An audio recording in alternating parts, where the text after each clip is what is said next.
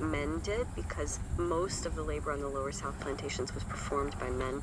Men who have some kind of a skill can sell for very high rates. In 1852, the owner of this plantation, Marie Adelaide Heidel, paid $1,500 for a man named Emmanuel Fulford, whose skill was that he was a cooper, which means he was a barrel maker, and that would have made his price very high. But skill wasn't the only thing prospective buyers considered. For example, if an enslaved person had a reputation for running away, he or she would be considered less desirable and command a lower price. In October and December, the sugar factory was a 24-hour operation. Enslaved people worked in shifts around the clock. After nightfall, they worked by candlelight. There were 3 enslaved sugar makers on the plantation, and the full crew included about 70 people responsible for cutting, transporting, grinding, boiling, and refining sugarcane. The needs of the crop itself dictate the workflow. Sugar has to be processed extremely quickly because as soon as it's cut, it starts to rot. The process started with field workers cutting cane. Blues singer Pleasant Joseph worked in those fields and recalls how the foreman would call out his orders. All right, Sherwood. I not nobody. The man you put the cane high up at the top of the wood. You get to ship the cane out to the gun to get that sugar cane out by root.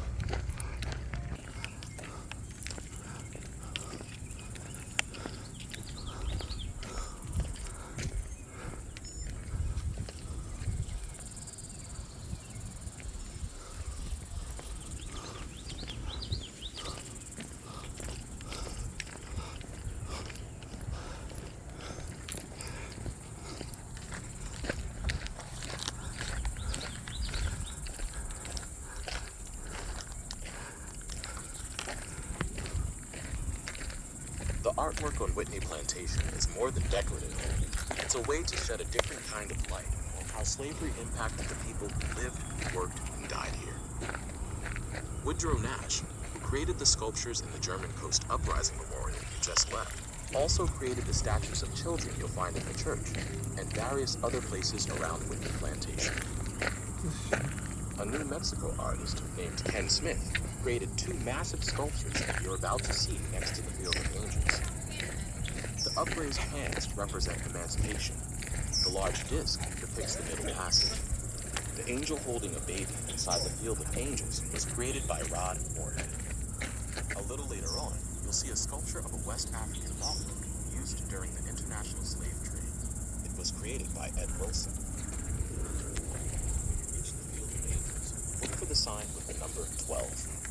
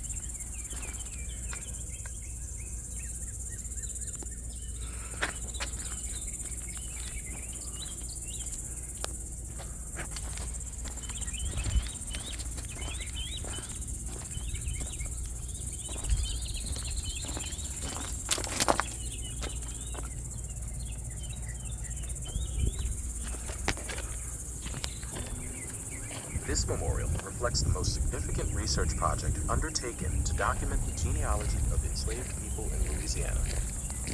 American historian Gwendolyn Midlo Hall spent 15 years compiling a searchable database that not only included the names of enslaved people, but also their countries of origin, occupations, family relationships, prices paid by slave owners, emancipation records, and other vital information. The database covers the period between 1719 and 1820 and includes more than 104,000 individual entries. Dr. Hall's research uncovered details buried in courthouses, libraries, government archives, universities, and special collections. The names from this database are inscribed here on these granite walls. Dr. Hall explains what drove her to take on this incredibly ambitious task. I didn't believe the lies that I was taught about African Americans being inferior to whites. And this was a very strongly held belief that was forced on people whether they believed it or not. And so when I studied history, I was just shocked by all of the lies they told.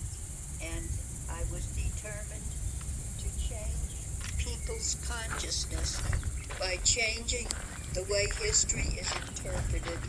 For all of Dr. Hall's exhaustive research, the names etched into stone here represent only a portion of the enslaved people in Louisiana during the century she documented. The rest have been lost to history. And that memorial is just like a virtual cemetery. How can we find the people who were enslaved in this land?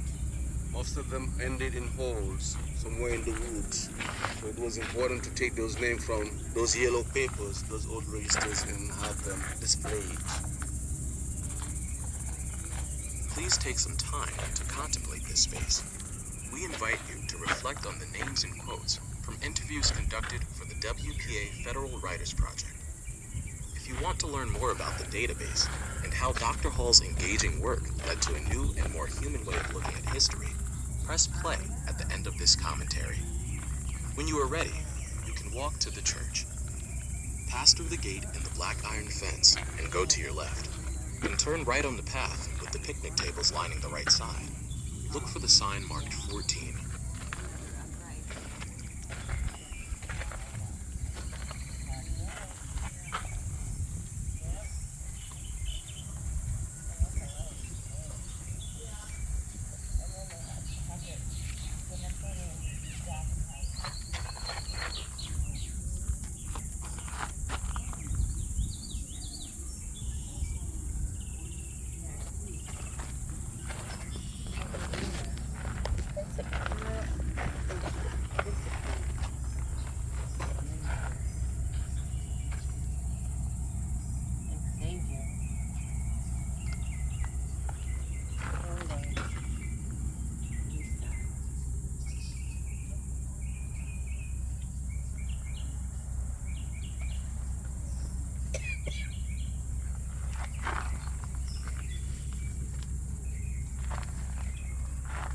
Pretty amazing history.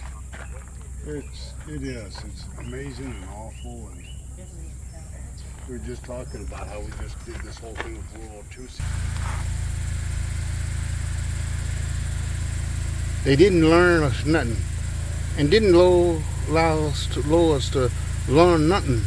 If they kitchen us learning to read and to write, they cut us a hand off. It didn't allow us to go to church neither. Sometimes slip up off in a little braille beaten by ooses beasts in the old house where the dirty flow. They get happy and shut and couldn't nobody.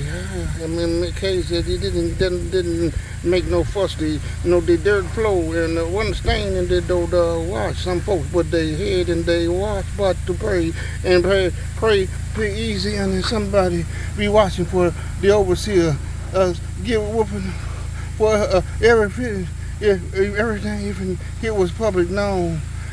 Woo-wee.